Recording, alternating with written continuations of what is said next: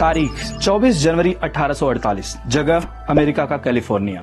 James martial नाम का एक व्यक्ति अमेरिकी नदी के पास लकड़ी की मिल बना रहा था। उसे पानी के बीच पीली धातु के चमचमाते छोटे टुकड़े दिखे। इन्हें लेकर वो अपने मालिक के पास पहुंचा तो पता चला कि ये सोना है। खबर फैलते ही हजारों लोग सोना निकालने कैलिफोर्निया जाने लगे। 1855 तक यहाँ से करीब 3,40,000 किलोग्राम सोना निकाला गया। गोल्ड रश के इस दौर ने अमेरिका का इतिहास बदल दिया। नमस्कार, मेकिंग ऑफ अमेरिका सीरीज के दूसरे एपिसोड में अमेरिका की आजादी, सिविल वॉर और यूनाइटेड स्टेट्स ऑफ अमेरिका के अमीर बनने की कहानी।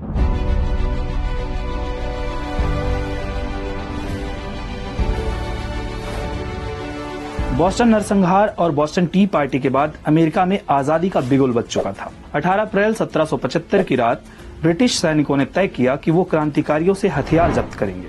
इस दौरान हुई मुठभेड़ में मिलिशिया के 8 लड़ाके मारे गए, लेकिन लड़ाकों ने पलटवार किया तो ब्रिटिश सैनिक हथियार और सामान छोड़कर भागने लगे। इसे अमेरिकी क्रांति की शुरुआत माना जाता है। 1775 में सेकेंड कॉन्टिनेंटल कांग्रेस की बैठक हुई और जंग के लिए जॉर्ज वॉशिंगटन की अगुवाई में एक आर्मी बनाई गई। 1776 में पॉलिटिकल फिलोसोफर थॉमस पेन ने कॉमन सेंस नाम का एक पर्चा छापा। उन्होंने लिखा, आजादी न केवल जरूरी है बल्कि स्वाभाविक भी। इससे लोगों में आजादी के लिए एकजुट होने की भावना जागी। 7 जून 1776 को वर्जीनिया के रिचर्ड हेनरी ली ने ब्रिटिशर्स से आजादी के लिए कांग्रेस में एक प्रस्ताव पेश किया।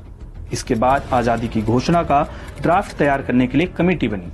इस ड्राफ्ट को डिक्लेरेशन ऑफ इंडिपेंडेंस नाम दिया गया और 4 जुलाई 1776 को 13 अमेरिकी कॉलोनियों ने खुद को आजाद घोषित किया। इसी दिन अमेरिका में स्वतंत्रता दिवस मनाया जाता है।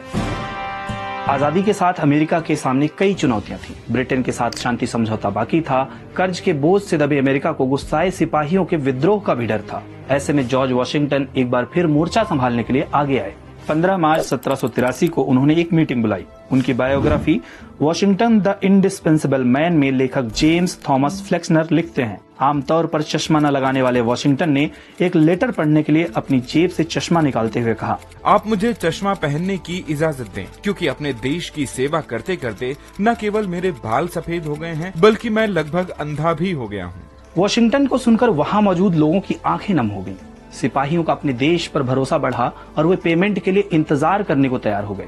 लगभग 1 साल की बातचीत के बाद अमेरिका और ब्रिटेन के बीच 3 सितंबर 1783 को पेरिस में ट्रीटी ऑफ पेरिस साइन हुई। अब ब्रिटेन ने अमेरिका को आजाद देश मान लिया था, लेकिन अब अमेरिका के सामने सबसे बड़ी चुनौती थी गणतांत्रिक देश बनाने की। 1787 में फिलाडेल्फिया में कांग्रेस ने नेशनल कन्वेंशन की घोषणा की। यहीं पर नया संविधान बनाने की तैयारी शुरू हुई। डेलीगेट रॉजर शर्मन ने प्रस्ताव दिया कि विधानमंडल को 2 भागों में बांट देना चाहिए। पहला हाउस ऑफ रिप्रेजेंटेटिव, जहां राज्यों की आबादी के हिसाब से रिप्रेजेंटेटिव होंगे। दूसरा सीनेट। पूरा वीडियो देखने के लिए डाउनलोड करें दैनिक भास्कर ऐप।